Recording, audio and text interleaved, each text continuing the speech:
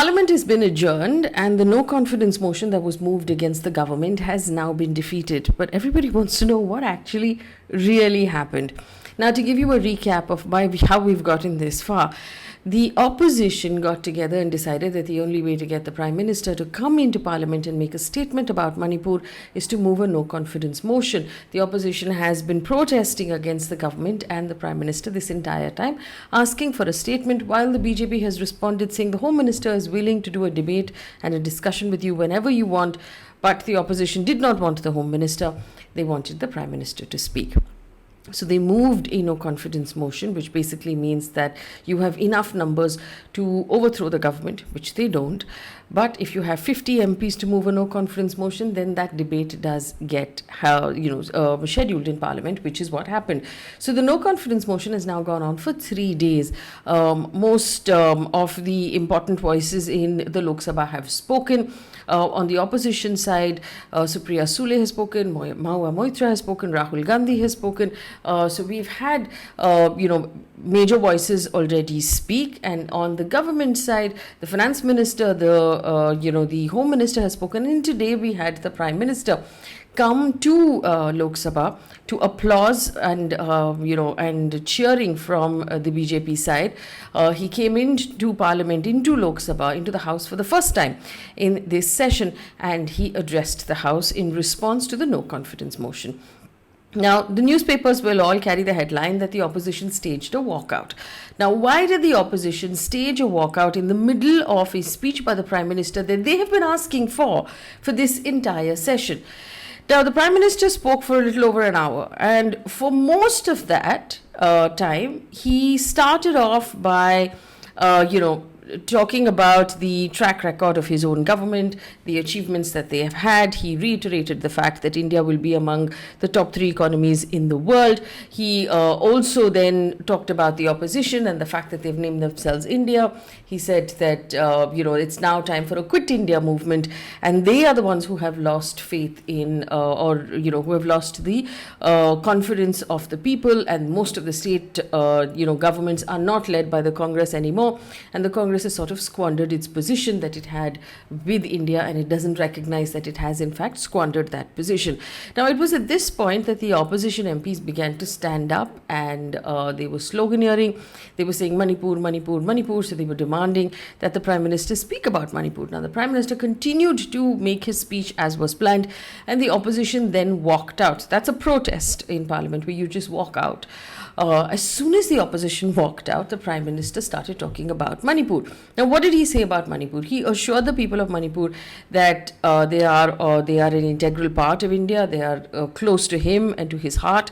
He said that he acknowledged that serious crime has taken place against women, and that everything is being done by both the state and the central government to bring those criminals to the book and to make sure that they are adequately punished. And he promised Manipur that it will witness great growth and development in the future, and that it is an integral part of India. And then he moved on to actually make other statements about achievements of his government and the path going forward, reminding everybody that there is an election coming forward, in which he said the opposition is not prepared at all, just as they were not prepared for this no confidence motion. That was a long speech, but did the Prime Minister speak about Manipur? Yes, he did. Was the opposition there to listen to him? No, they were not. It's very likely that people who analyze this move by the opposition will see it as a miss, or perhaps as bad strategy. The opposition could have just waited it out and listened to that whole speech and reacted to the speech, because it will go on record that the Prime Minister did in fact make a statement about Manipur, and there was nobody there to do any fielding when he was doing his batting. So he basically left an open field for him to do whatever he wanted.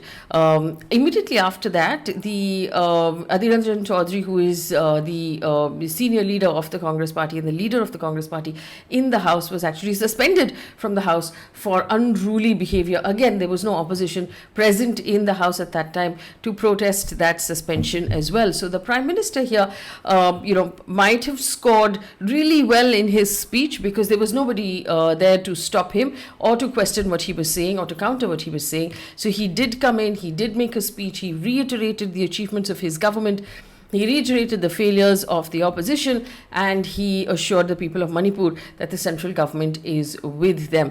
In the meantime, the opposition here looking like maybe they got this strategy wrong in the means that they actually walked out before the Prime Minister actually made his statement.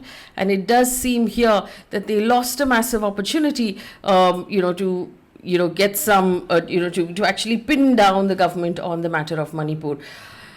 What should also be pointed out here is that Manipur continues to burn, that things are still quite bad in Manipur, that we're still getting reports of crime against women that have taken place. We're still getting reports of the fact that there is no peace between the two communities that are at loggerheads at this point, that there's no understanding right now, even to a point where peaceful burials are not being allowed for those who have died in the violence. So we're nowhere near peace, and the people of Manipur and their needs were not top priority for anybody in parliament at this point, because there was a lot of jeering, there was a lot of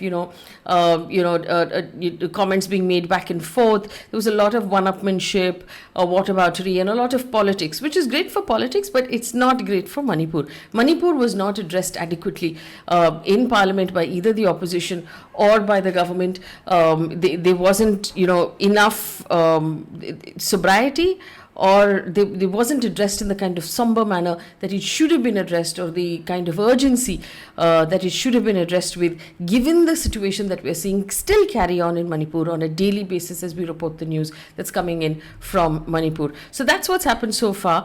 We knew, of course, that no conference motion would be defeated, because, like I've told you before, the BJP has more than adequate numbers by itself. Like, our halfway point is about 272. The BJP is at 303, and with its allies, it's even more. So there was no chance at all that no confidence motion would have made any headway. It was just being moved for the debate, which is what the opposition told us, and it was exactly that debate that they seem to have lost today.